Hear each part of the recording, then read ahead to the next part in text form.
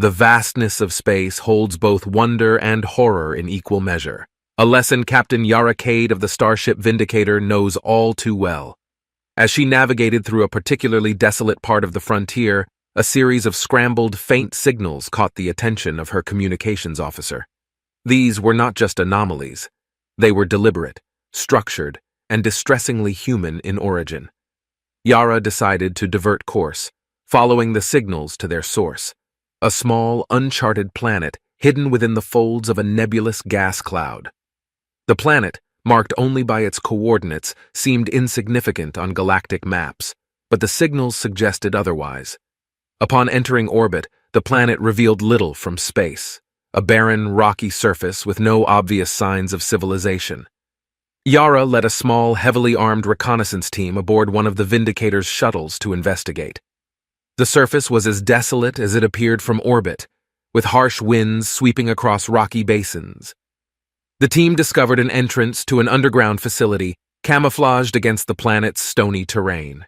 Inside, the air was stale, the corridors dimly lit by flickering lights. The architecture was unmistakably alien, sleek surfaces, strange symbols, and technology far beyond human design. As they delved deeper, the unsettling silence was punctuated by the soft echo of distant cries, human cries. Following the sounds, they arrived at a sealed chamber. Yara used her security override codes to access the room, revealing a sight that tightened her chest in anger and horror. A young boy, no more than 10, was suspended in a containment field, his body marked with surgical scars and his eyes wide with fear. Around him, various scientific instruments and monitors displayed data in an alien script, clearly analyzing his physiological responses. Yara deactivated the containment field, and the boy collapsed into the arms of her medical officer. Introducing himself as Milo, he spoke in a trembling voice about the experiments conducted on him, tests of endurance, pain, and psychological torment, all part of a larger scheme by the so-called Galactic Council to understand and perhaps replicate the resilience inherent to humans. The discovery of Milo was a spark in dry grass. Yara recorded his testimony and prepared her team for immediate departure. As they ascended back to the Vindicator, Yara's resolve hardened like the steel of her ship. This atrocity could not stand unanswered. The Council would have to answer for their horrors, and she would see to it that the flames of retribution would be felt across the galaxy. Captain Yara Cade returned to the Vindicator, her mind racing with the gravity of what she had just witnessed. The journey back to human-occupied space was tense, with every crew member feeling the weight of their grim discovery. Milo, under the care of the ship's medical team, provided more details about his captivity and the experiments conducted on him. His stories, filled with descriptions of other missing children and horrifying scientific trials, only fueled the crew's anger and desire for justice. Upon reaching the nearest United Terran Forces (UTF) outpost, Yara transmitted her findings directly to High Command. The evidence, particularly the visual documentation and Milo's harrowing account, sent shockwaves through the highest echelons of human government and military leadership. High Commander Lena Joe, a veteran leader known for her decisive action, immediately grasped the implications of the situation. A meeting was convened with top military officials and representatives of the human colonies. The evidence presented by Captain Cade was irrefutable and incendiary. The room, filled with seasoned soldiers and diplomats, resonated with a unified call for action.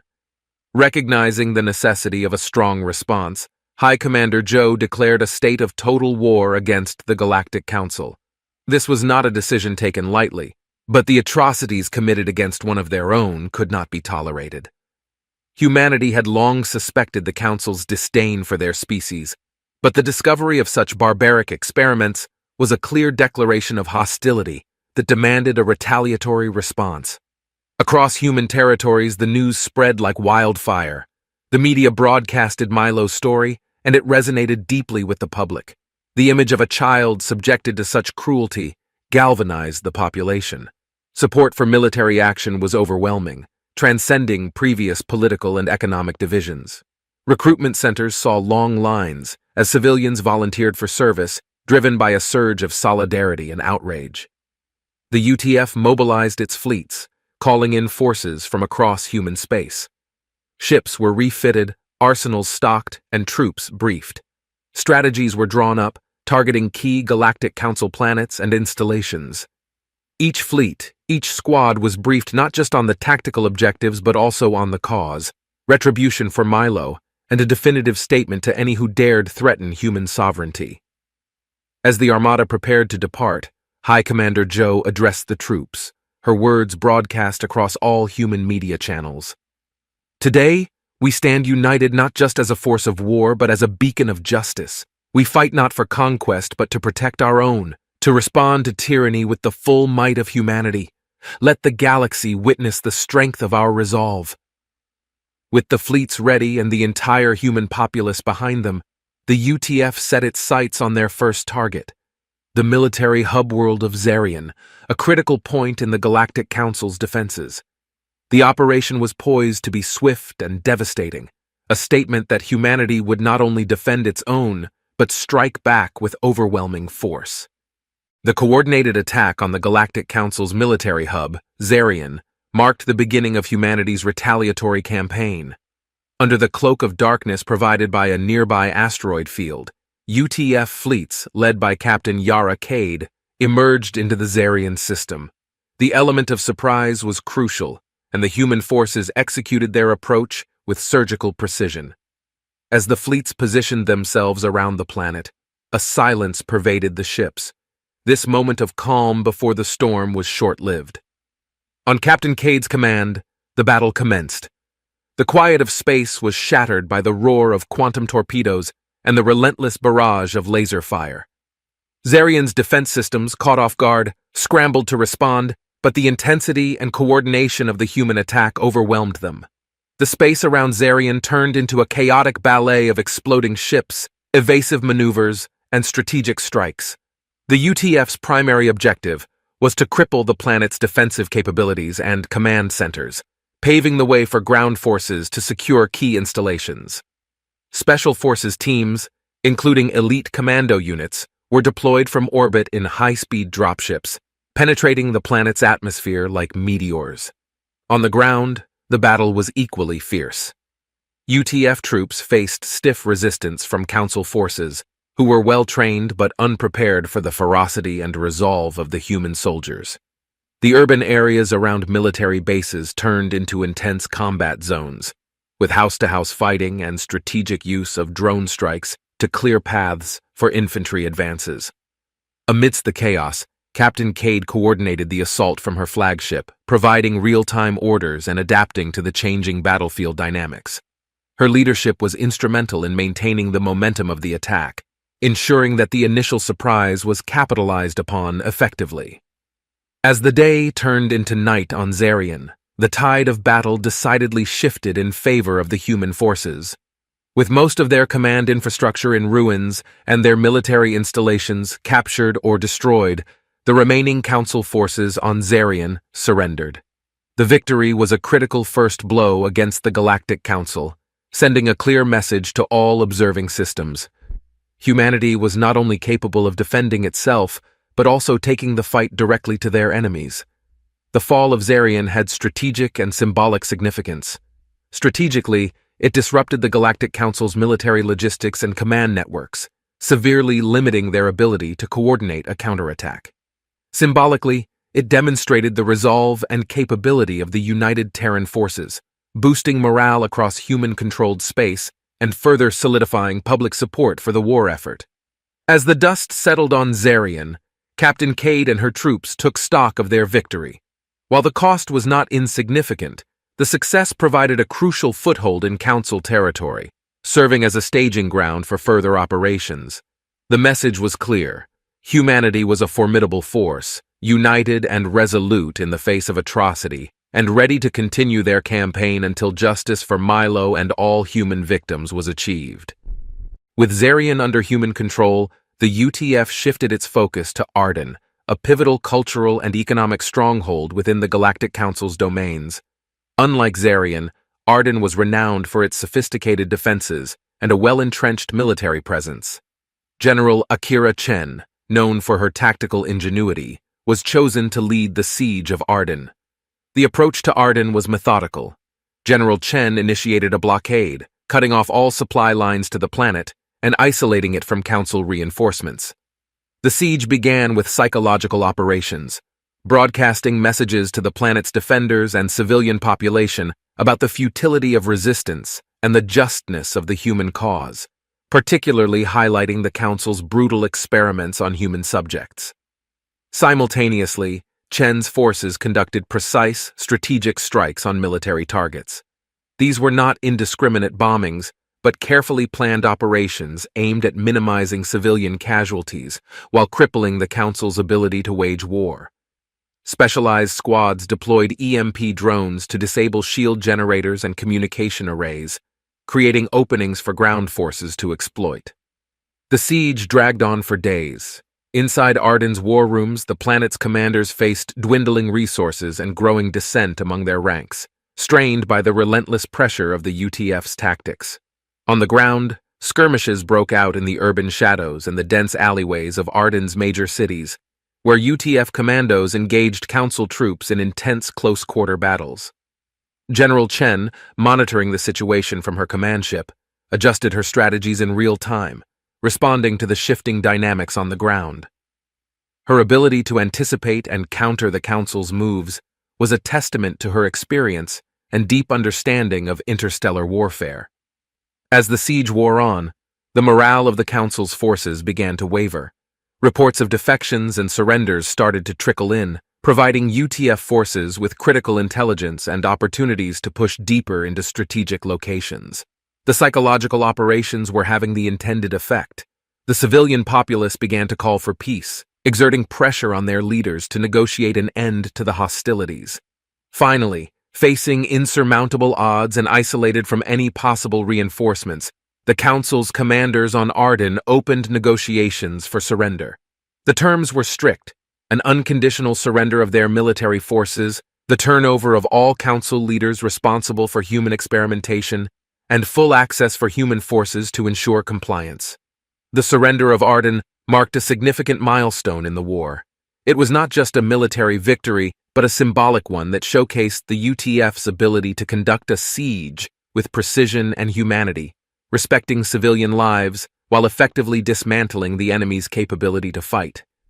The victory at Arden bolstered the human campaign's momentum, setting the stage for further advances into the heart of Council territories. The fall of Arden sent ripples across the galaxy, proving that even the most fortified planets could not withstand the determined assault of a united humanity seeking justice. As the war progressed, a crucial development unfolded away from the battlefields. UTF diplomats, capitalizing on the disarray within the Galactic Council caused by the successive losses of Zarian and Arden, initiated secret negotiations with several moderate Council species. These species, disillusioned by the Council's aggressive policies and horrified by the revelations of human experimentation, showed willingness to oppose the more militant members of the Council. These delicate diplomatic efforts were led by Ambassador Tessa Harrow, a seasoned diplomat known for her ability to navigate complex interstellar politics. The meetings took place aboard the neutral station of Delta Sigma, positioned in a sector untouched by the conflict. The goal was clear: to fracture the Galactic Council from within, encouraging defections that would weaken their united front against humanity. Meanwhile, Captain Yara Cade continued her mission to rescue other human prisoners. Intelligence gathered during the siege of Arden led to actionable information on the locations of other experimental facilities similar to the one where Milo had been held. These missions were not only rescue operations, but also served to gather further evidence of the Council's atrocities, fueling the propaganda efforts of the UTF and justifying their cause in the eyes of the galaxy. The raids were perilous. Each facility was heavily guarded, located on planets with hostile environments and complex security systems. Captain Cade, leading a team of elite commandos, executed these missions with precision. The rescued humans were diverse: men, women, and more children, each with stories that echoed Milo's horrors. The emotional impact of these reunions, often broadcast across human networks, solidified public support for the war and human unity. Back at Delta Sigma, Ambassador Harrow worked tirelessly. The negotiations were fraught with risk. Any leak could spell disaster, leading to potential sabotage or assassination attempts by hardline Council factions. However, the evidence of the Council's experiments, combined with the strategic victories by UTF forces, gradually swayed the moderate species. Agreements were reached in secrecy, promising support for human forces and, more critically, intelligence sharing that would expose vulnerabilities in the Council's military network. The combined effect of the diplomatic maneuvers and the successful rescue operations marked the turning point in the war. The Galactic Council, now facing internal dissent and external military pressures, began to crumble.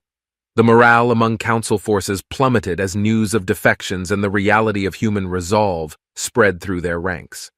The fragmentation within the Galactic Council became apparent when several member species publicly declared their neutrality, refusing to support the Council's war efforts.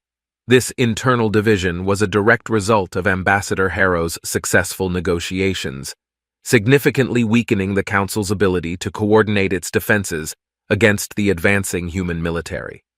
As human forces prepared for the next phase of their campaign, the once united front of the Galactic Council was now a fragmented shadow of its former self, with its members questioning the war's validity and their leadership's decisions. Humanity's strategic combination of military prowess and diplomatic acuity had shifted the balance of power, setting the stage for a final push towards the Council's core worlds, where the ultimate battles for justice for Milo and all human victims would unfold.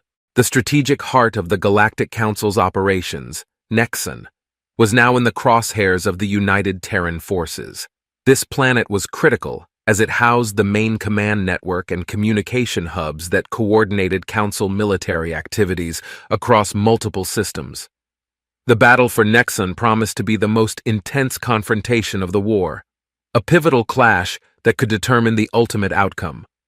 High Commander Lena Zhou took personal command of the operation, leading a multi-fleet assault composed of the best ships and troops the UTF had to offer.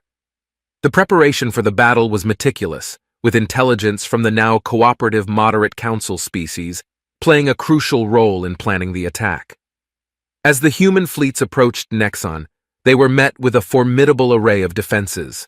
The Council, aware of the planet's strategic importance, had fortified it with the latest weaponry and a large garrison of troops. The space around Nexon became a maelstrom of energy beams and explosions as the battle commenced. Human ships, using advanced tactics and coordinated maneuvers, managed to breach the initial defense perimeter, establishing a foothold in orbit around the planet. On the surface, UTF ground forces faced a grueling fight. Nexon's terrain, marked by rugged landscapes and fortified installations, provided a significant advantage to the defending forces. However, the human troops, motivated by the cause and hardened by previous victories, pushed forward relentlessly. Specialized mech units and armored divisions led the charge, breaking through key defensive lines and securing critical objectives. Captain Yara Cade, once again leading from the front, spearheaded a crucial operation to capture Nexon's central command hub. Her team, a blend of commandos and engineers, infiltrated the heavily guarded facility. Inside, they encountered fierce resistance, but the expertise and bravery of the commandos eventually overcame the defenders. Securing the command hub crippled the Council's ability to coordinate its forces galaxy-wide, a crippling blow to their war efforts.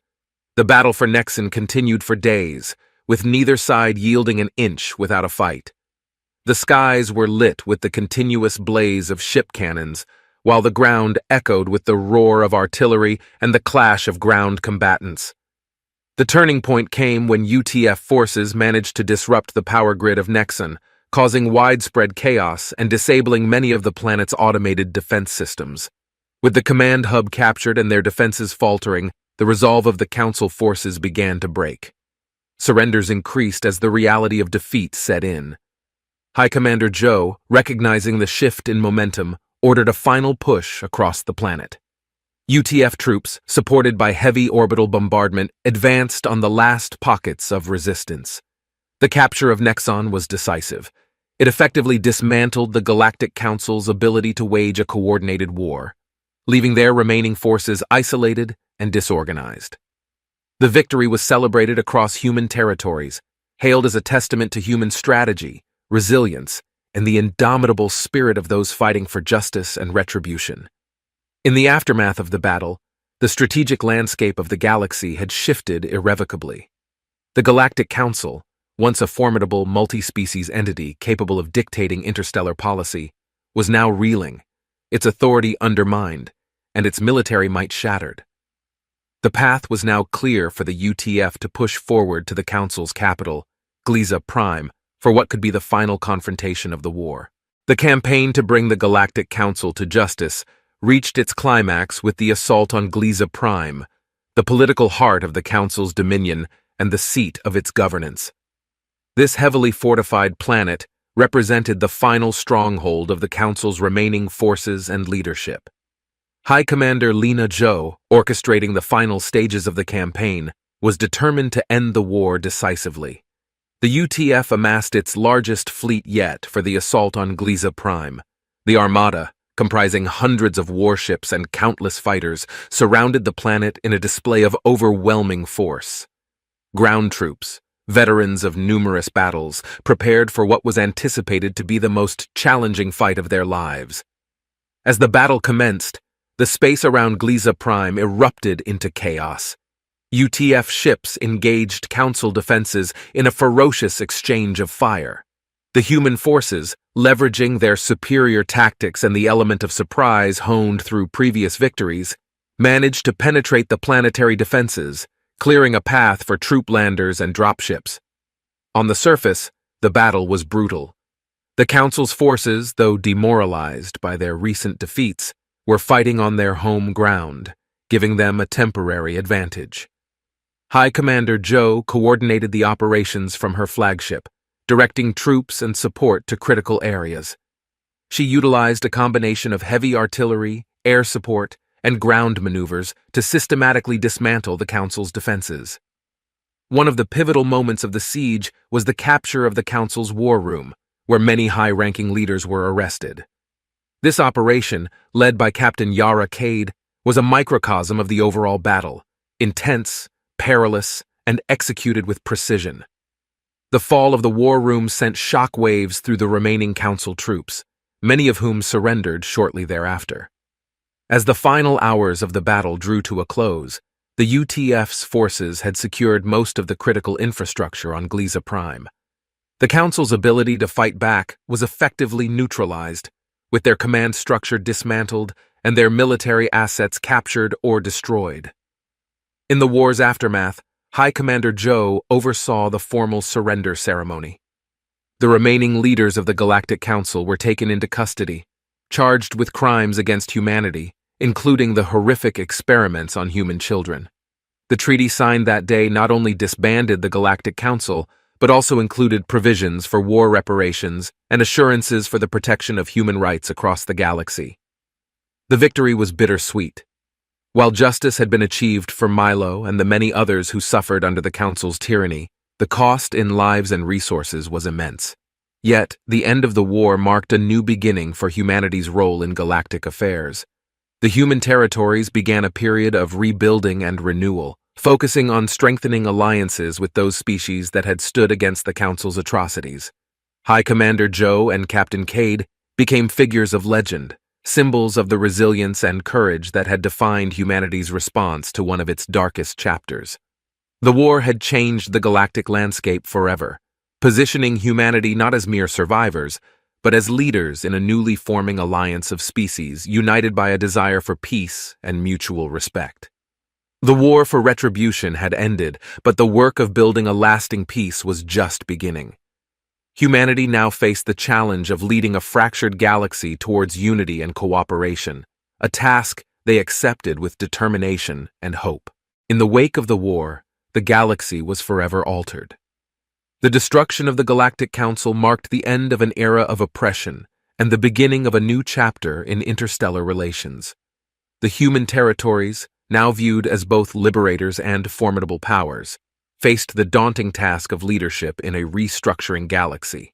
The rebuilding process was extensive. On planets that had suffered under the Council's rule, reconstruction efforts were initiated, supported by human-led coalitions. The focus was not just on physical reconstruction, but also on healing the deep psychological wounds inflicted by years of conflict and oppression. Milo, the boy whose suffering had ignited the flames of war, became an icon of resilience and the need for vigilance against tyranny. His recovery, closely followed by the public, symbolized the collective trauma and eventual healing of all those who had been victims of the Council's experiments.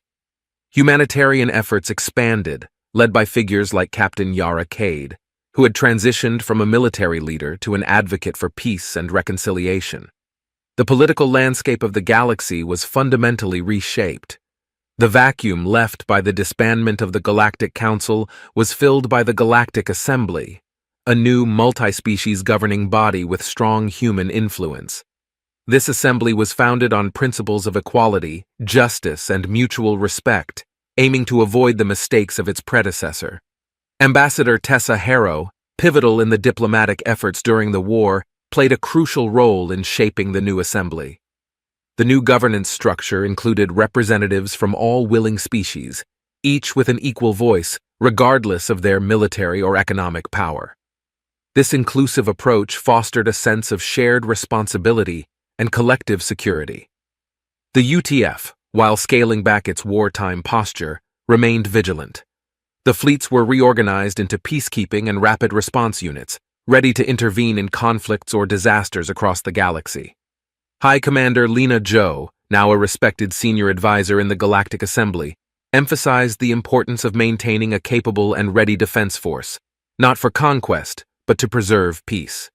Culturally, the war left a lasting imprint on human society and beyond.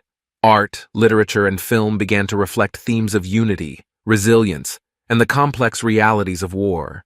Stories of the battles, the heroes, and the liberated were shared in classrooms and media, shaping a collective memory that underscored the importance of guarding against tyranny. As peace took root, trade routes reopened and flourished, with humans and other species traveling and trading more freely than ever. This economic boom helped to accelerate recovery efforts and facilitated a broader cultural exchange, enriching societies galaxy-wide. The legacy of the war, particularly the human role in ending the Galactic Council's reign, was complex. While some criticized the ferocity of the human response, many more celebrated the emergence of humans as guardians of galactic stability. The lessons of the conflict, particularly the dangers of unchecked power and the importance of compassion and resilience, resonated deeply across diverse worlds. As the years passed, the galaxy, under the watchful eyes of the Galactic Assembly, grew more stable and united. The scars of the past remained, but they were marks of survival, reminding everyone of the cost of freedom and the value of peace. Humanity, once on the periphery of galactic affairs, now stood at the forefront, ready to face the future with confidence and a commitment to justice for all.